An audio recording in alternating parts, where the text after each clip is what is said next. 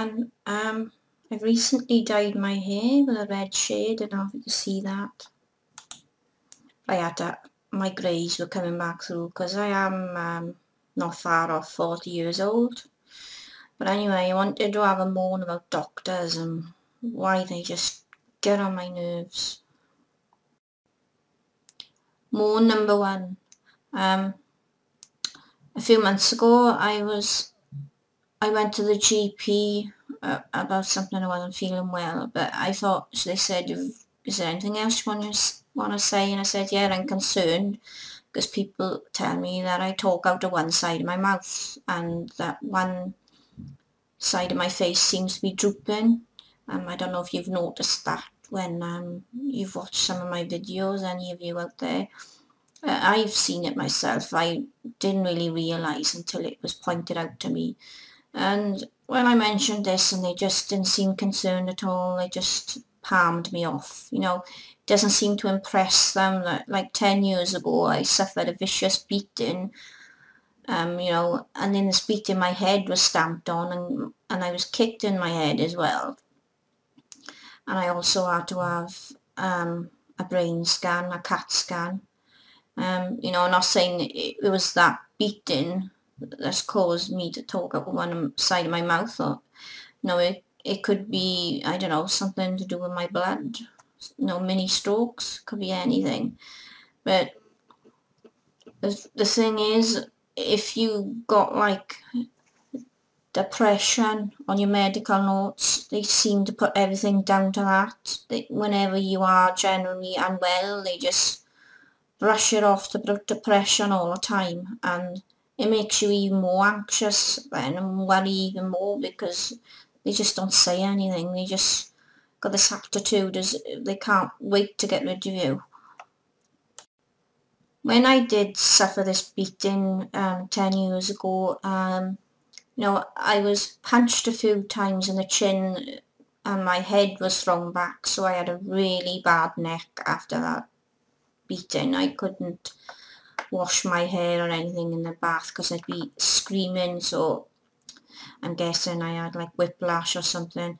My ear was also black because I was punched in my ear. I kept having really severe vertigo after this beating, and during the week after the beating I kept going back and forth to the hospital,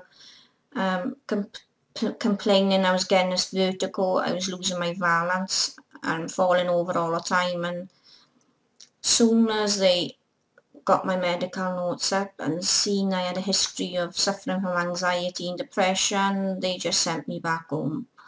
They didn't investigate it or nothing. I've suffered with vertigo ever since that beating, and it's never really been looked into.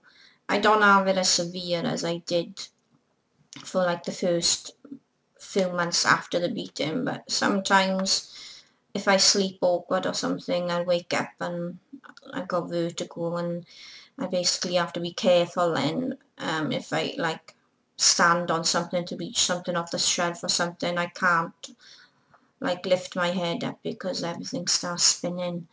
But yeah, I find it really, really annoying when doctors just palm you off and can't wait to get rid of you as soon as they really find on your notes that you suffer depression or anything. They're trying to say, oh, it's all in your head, like, you know, and there could be generally something's wrong with you. I even have like this memory of when I was in the assessment room, the nurse said, can you stand up, you know, so I can check you over. And I just lost my balance and fell to the floor, and she was like, oh, you must have slipped on a little bit of water on the floor, like. And you know, that I was like, that's bullshit. And you know, like, she'd washed her hands and like a few drips of water went on the floor and tried to make out that I'd slipped on this water.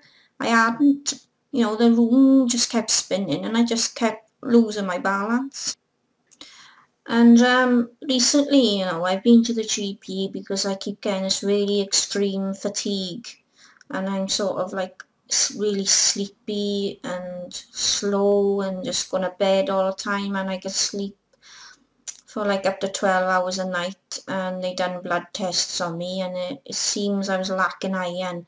But they, again, couldn't wait to get rid of me, said, oh, it's just depression. You know, and they said, oh, when you go to see the psychiatrist, I suggest you tell them about this problem. So that's what I done. And he was asking questions like, do you feel suicidal? And I was like, no. You know, I just feel miserable because I'm tired. You know, it's going to make anyone feel, you know, miserable and irritable when you're like constantly fatigued all the time. Didn't mean I wanted to top myself or anything. But I was sad because I like being creative and you know, messing around with technology because that's what I love. I like recently I've had a go at making antennas or aerials, as we like to call them in the UK, or do DIY around the house. I love doing that. And, you know, because I didn't have the energy, it was like virtually nothing if I tried to do any activity at all. And that's what made me sad and miserable.